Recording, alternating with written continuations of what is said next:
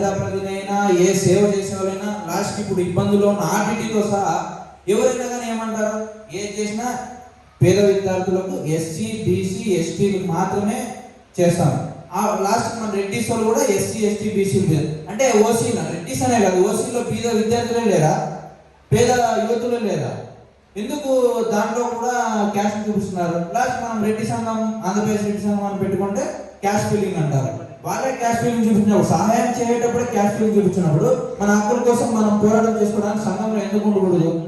మన ఆంధ్రప్రదేశ్ రెడ్డి సంఘం అని చెప్పుకున్నాడు, చాలా మంది భయపడతారు. అంటే క్యాస్ట్ ఫీలింగ్ చూపించి చూడు ఇట్లా చేస్తున్నారు. ఎందుకు భయపడాలి?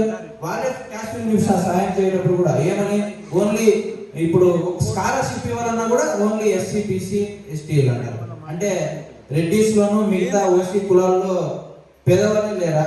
కాబట్టి నేను ఇప్పుడు గర్వంగా చెప్పేది ఏమంటే, నాకు తెలిసినంతగా ఇప్పుడు మా నియోజకవర్గం వచ్చేసి మడక్షిర, హిందూపూర్ అన్నప్పుడు ఈ సరౌండింగ్స్ లో రెడ్డి స్కూల్స్ కానీ కాలేజెస్ కానీ